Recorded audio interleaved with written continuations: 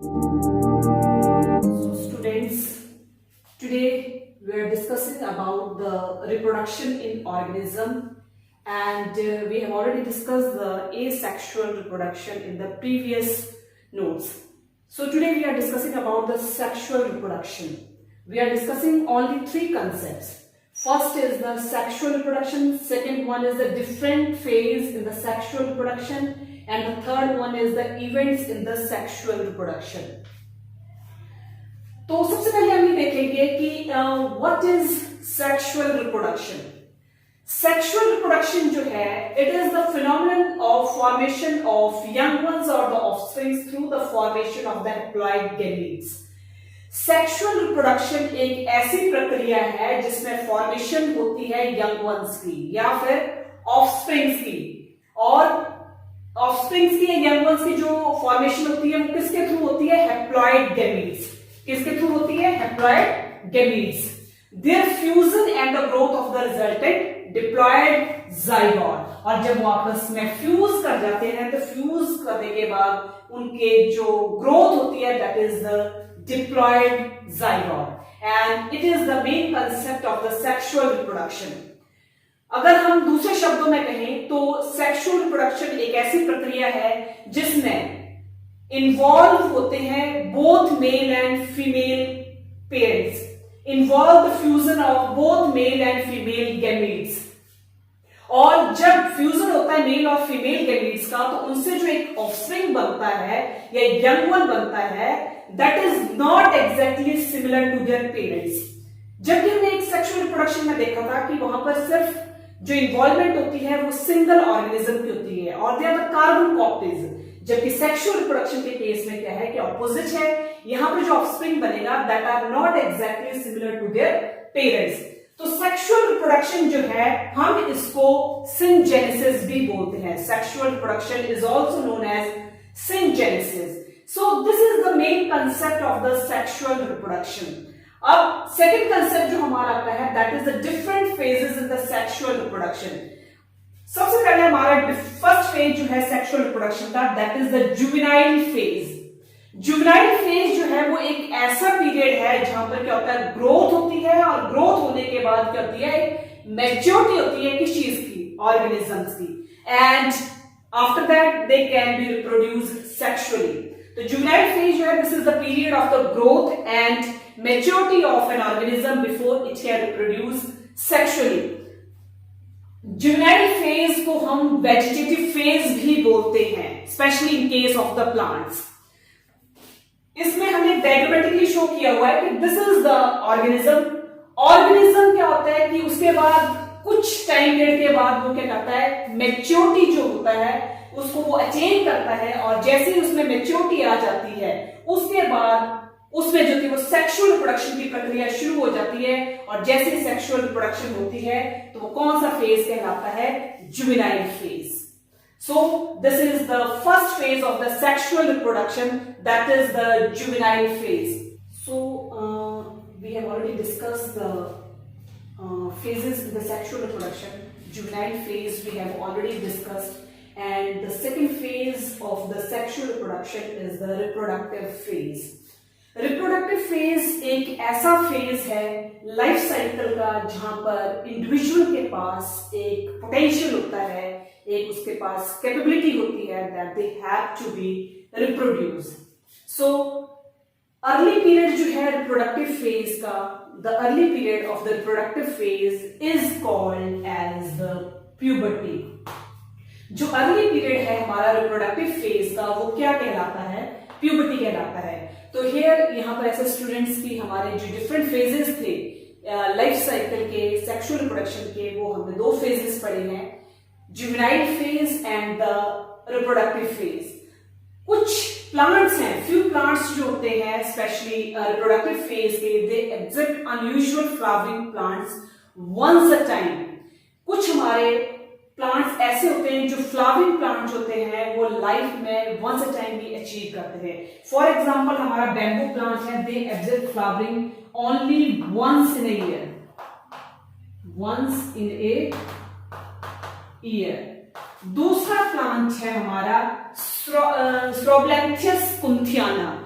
जो कि 12 ईयर्स, 12 साल में एक बार, once a time।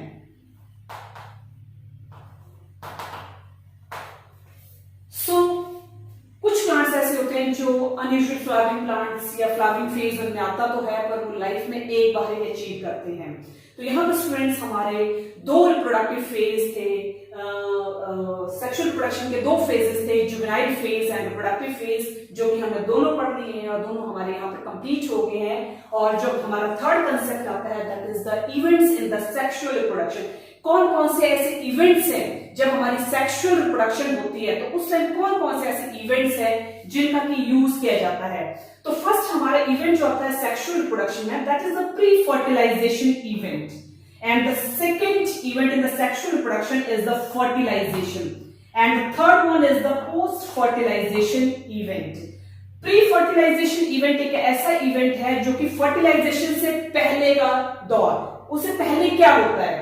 Second one हमारा आता है fertilization, third one is the post fertilization event. Post fertilization event एक ऐसा है कि फर्टिलाइजेशन के बाद का जो एक उसका ड्यूरेशन है वो कैसा है। प्री फर्टिलाइजेशन इवेंट एक ऐसे इवेंट्स है सेक्सुअल रिप्रोडक्शन के which occur prior to the process of the fertilisation.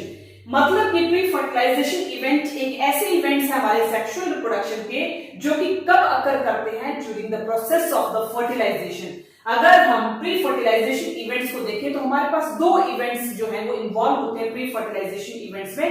First हमारा जो इवेंट है that is the gametogenesis and the second one is the gamete transfer। These are the two types of the events in the pre-fertilization event।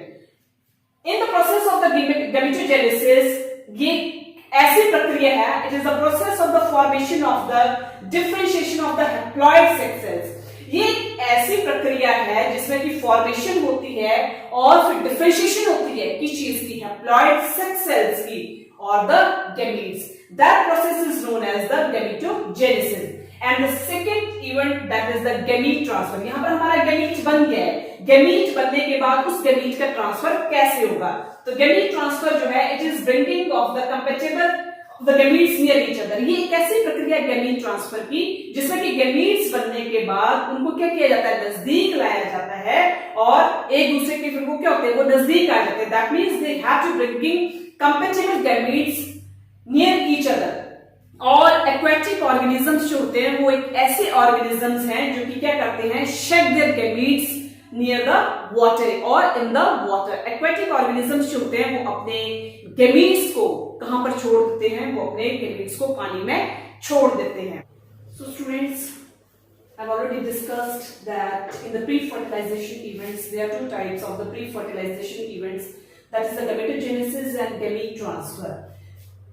In gametogenesis अगर हम sexually reproducing lower organisms का concept ले, specially in sexually reproducing lower organisms like simple अलगा, तो जो gametes इसमें बनते हैं, गैमीट्स बनता है after the fusion of the male and the female gametes.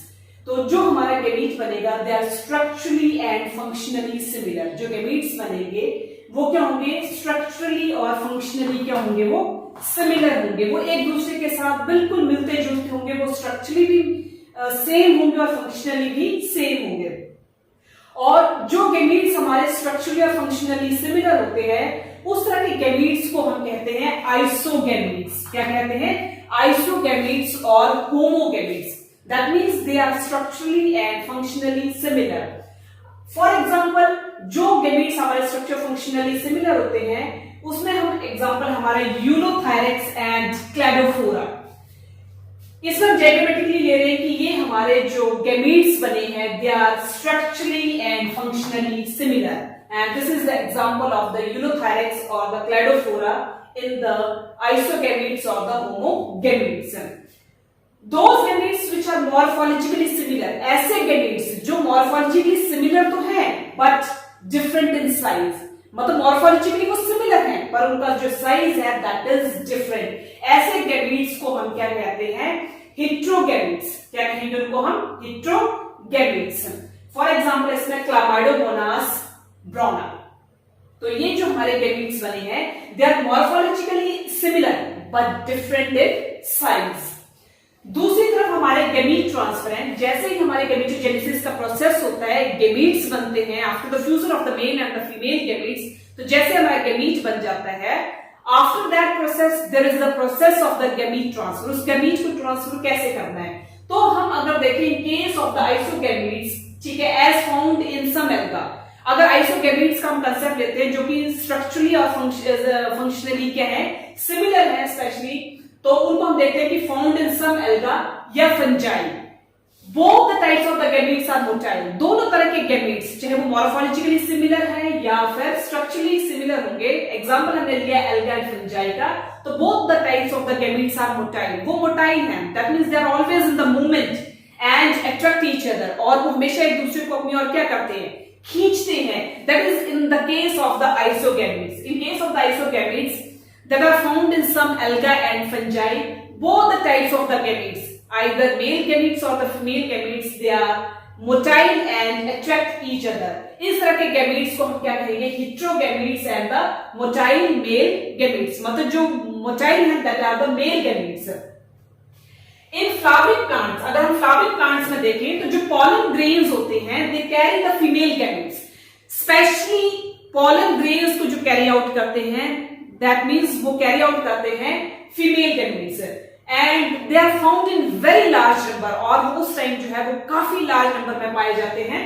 After that they are transferred to stigma, और जैसे ही फीमेल जो गैमीट होता है वो कैरी करता है पॉलन ग्रेन्स को, और पॉलन ग्रेन्स को कैरी करने के बाद वो उसको डायरेक्टली ट्रांसफर करता है कहां पर, स्टिग्मा ऑफ द फ्लावर्स, मतलब फ्लावर के स्टिग्मा में उसको क्या कर देता है, वो ट्रांसफर कर देता है या फिर कार्बन पर ट्रांसफर कर देता है, और वो ट्रांसफर कैसे करेगा, through the process of the pollination, जहां पर हमारे पॉलन ग्रेन्स जो होते हैं that are carried out by the female gamete and they are found in very large number, and after the carrying of the pollen grains by the female gametes they are transferred to the stigma of the female flower or the carpel through the process of the pollination. And there are further two types of the pollination, that is self pollination, and the second one is the cross pollination. इसमें हम एक example देंगे कि ठीक है, there is a fusion of the gametes. There are two types of the gametes and they have to be fused with each other, and when the two gametes they have to be fused with each other, there is a formation of the zygote, that is the second part. First part, in the first part there is the fusion of the gametes, both male and female, and after the fusion of the male and female gametes there is the formation of the zygote, and when the zygote is completed there is the formation of the new individual.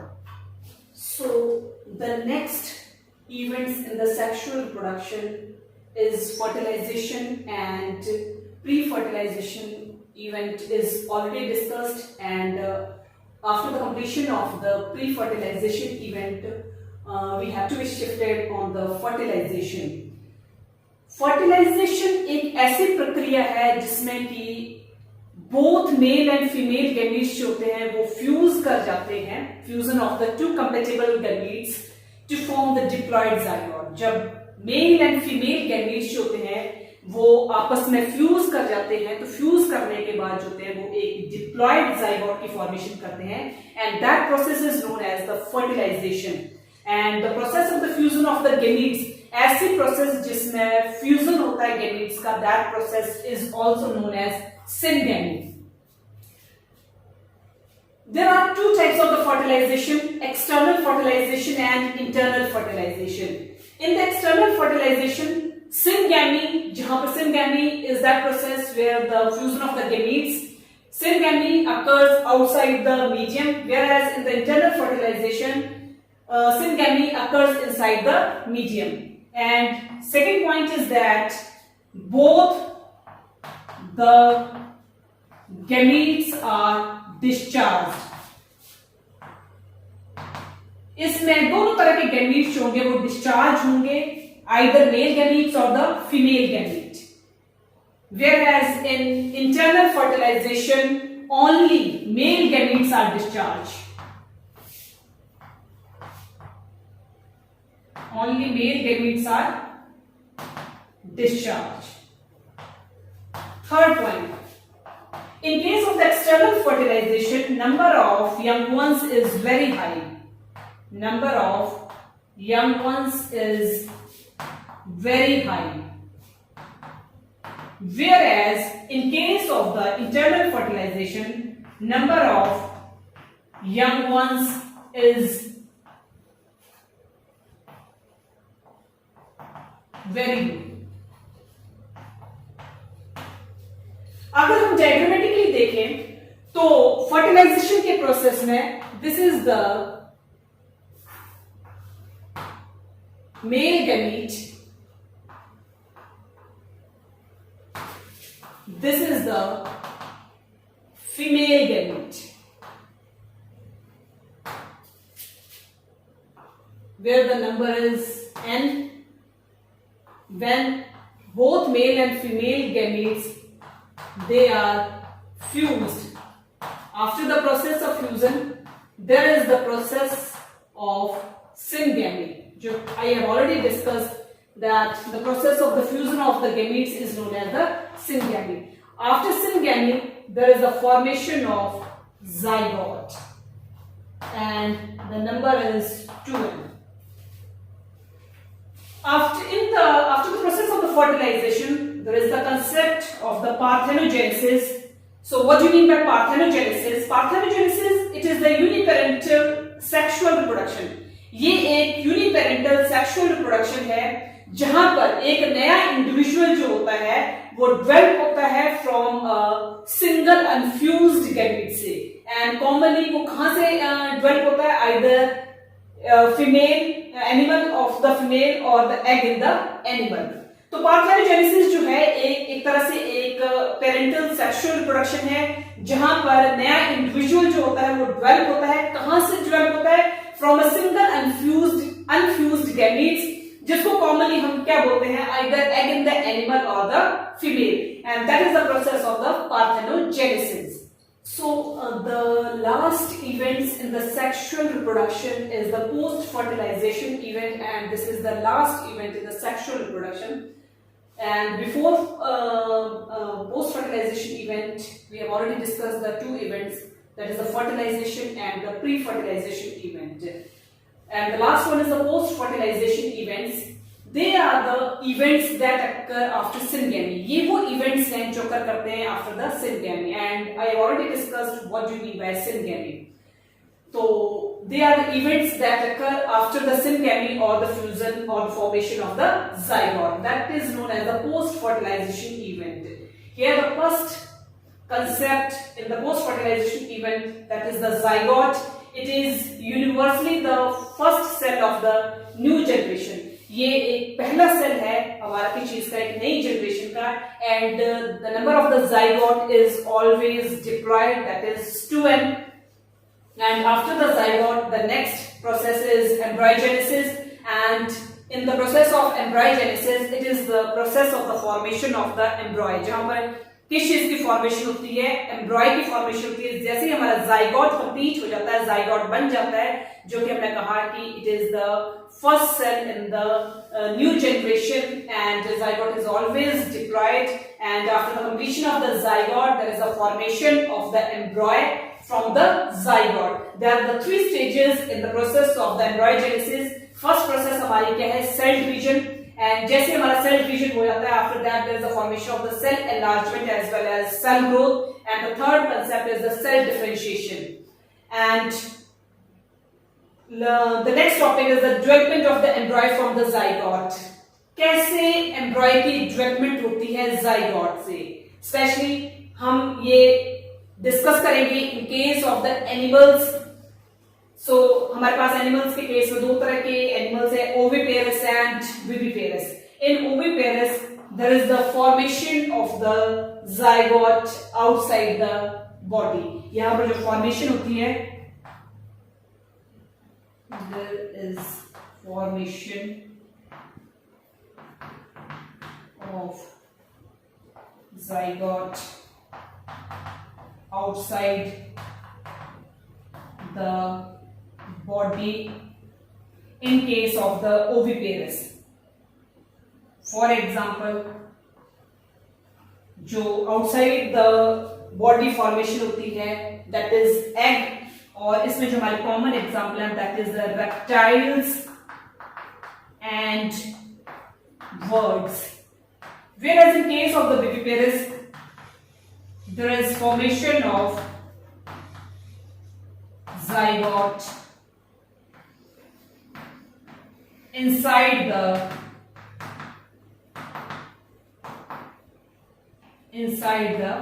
body. यहां पर जो formation होती है वो कहां पर होती है? Inside the body. वो किसको प्रोड्यूस करते हैं? यंग वंस को. किसको प्रोड्यूस करेंगे? यंग वंस को. For example mammals, that is in case of the animals. Whereas in case of the plants के केस में zygote inside the ovule. zygote कहां पर है? inside the ovule. यहां पर हमें जैसे ही हमारा zygote inside the ovule होता है तो किस चीज की फॉर्मेशन करता है? एम्ब्रॉय की. zygote जो है that is directly related to embryo, ovule is related to seeds and ovary related to fruits. And diagrammatically point of view, this is the stigma, this is the style, this is the ovary, and inside the ovary there is the formation of ovules. So here the students, we have already discussed the three concepts in the reproduction in the organisms and especially the sexual reproduction. First concept is the different phases in the sexual reproduction. Second is the events in the sexual reproduction. So here we have already completed the three concepts in the sexual reproduction.